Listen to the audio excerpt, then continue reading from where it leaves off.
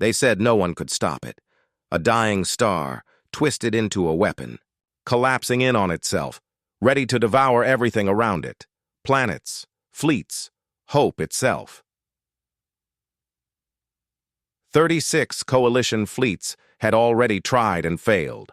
Now, only one stood in its path. Admiral Kareth knew it was hopeless. No ship could survive the gravity storm. No weapon could pierce that much power.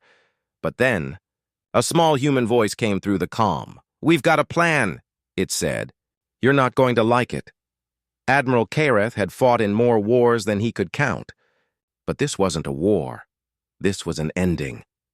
The weapon the architects had left behind was like a god tearing open the sky. It hung in the void, a fractured star surrounded by impossible light. Bending space around it like liquid glass, its pulse wave had already swallowed 6 systems whole. It didn't kill people. It erased them. Kareth's fleet was the last line between that thing and the colony world of Epsilon Prime, home to over 2 billion souls. If they failed here, there would be nothing left to defend. Every computer, every model, every tactical AI said the same thing. No chance of survival, no method of attack, no way out. He stood on his bridge in silence, watching the distortion ripple across space. His crew whispered to each other, quiet prayers in languages from 100 worlds. He had no orders left to give, just time to wait for death. Then a new signal came through. 3 human ships, small, outdated, covered in battle scars, were requesting permission to approach the weapon. Kareth frowned. They weren't part of the main formation.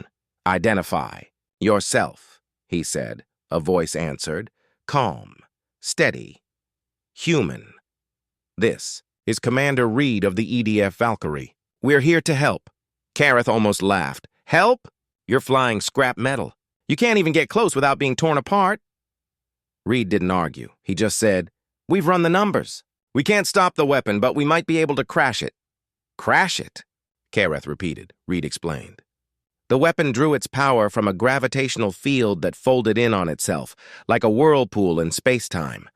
If they could enter that current, ride it close enough, and detonate inside its core, they might trigger a collapse, a gravitational implosion. It would kill the weapon, and everything near it. Kareth's jaw tightened. "You wouldn't survive." Reed's voice didn't waver. "No one would if we don't try." There was no hesitation, no long speeches, no request for glory or medals, just grim acceptance. Kareth looked around at his bridge crew. Some shook their heads, others stared in disbelief, but in his heart, he knew they had no other option. He took a long breath and said, "Permission granted. You're cleared for approach. And Commander, may the stars watch over you." Reed chuckled softly. "They never do, Admiral. That's why we bring our own light." The transmission cut. 3 human ships broke from formation. Valkyrie, Ironclad, and Saber. Their engines flared, bright and defiant against the black.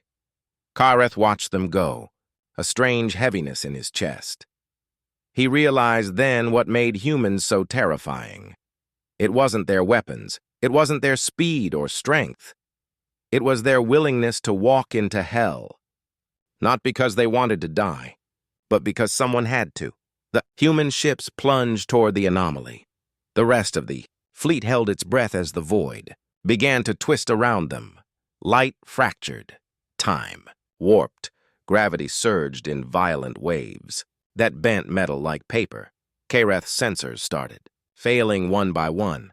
The gravitational field was tearing through every wavelength, every signal. The only thing still clear was the human's comm channel. "Engines at full burn," Reed reported. "Magnetic cores are holding. Radiation climbing. Hull temperatures past 900 degrees. Kareth couldn't see the ships anymore, only streaks of light being pulled into the black hole's heart. It felt wrong to just stand there, watching. Every instinct screamed to help, but there was no helping this. "Commander Reed," Kareth said quietly.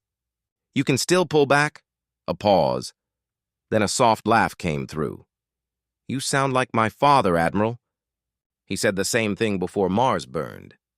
Kareth didn't understand, but he didn't ask. Humans always carried ghosts behind their words. As the ships descended deeper, their voices began to distort. Static grew louder. Each transmission became more broken. More distant, Ironclad's captain spoke next, seeing the core now. "It's beautiful," Valkyrie's pilot answered. "Don't get poetic on me, Ironclad. Save the pretty words for the next life." Kareth's claws tightened on the railing. He could hear the hulls creaking through their audio feeds. They were being crushed and burned alive. And yet they kept going. Reed's voice returned. "Weaker but determined. Tell the fleet to pull back 10 clicks. When this goes off, it's going to be messy." Kareth nodded, throat tight. "All ships, retreat to safe range. Prepare for shock wave." The human ships reached the event horizon, the point of no return. And then Reed said the last words the Admiral would ever hear from him. "If the universe wants to end today, it's going to have to go through us first. Then, nothing. Only light. And then the light became everything. The explosion tore across the void. Brighter than a star being born, it consumed the weapon, it consumed the humans, and then, like a breath released after holding for eternity, the galaxy went still. When the light faded, there was no sound, no movement, just silence. For a moment, Admiral Kareth thought he had gone deaf. The sensors were dead, the stars were gone. Only the soft hum of dying machinery remained. Then slowly, piece by piece, the fleet's systems began to flicker back to life.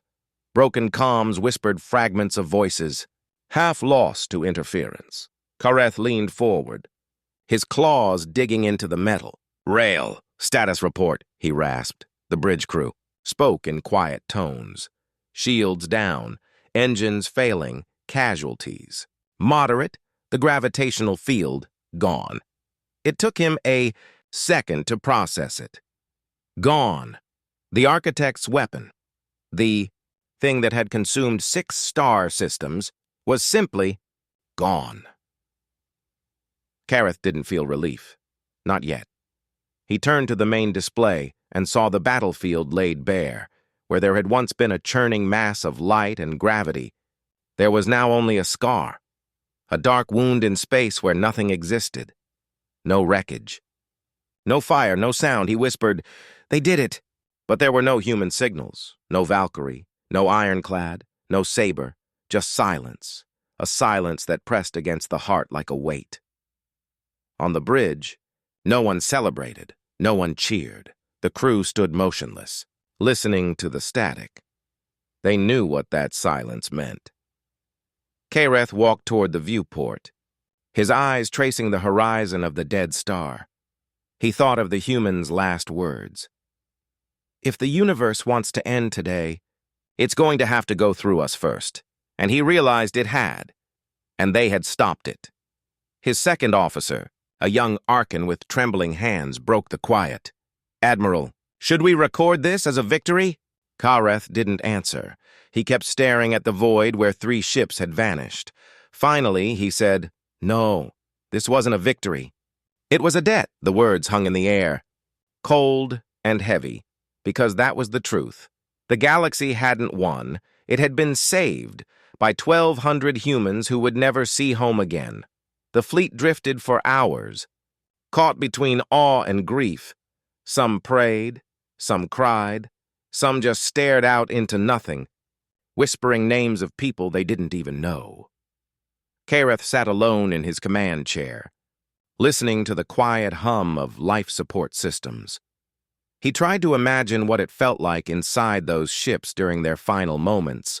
The alarms screaming, the hull shaking, the heat of the reactor melting steel. And yet, through it all, they pressed forward. They must have known. They must have understood that they would never come back.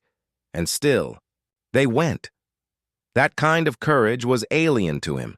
It wasn't logic. It wasn't strategy. It was something raw, something primal. The kind of defiance that no machine, no god, no weapon could ever understand. When the Coalition Council later reviewed the battle, they called it the Epsilon event.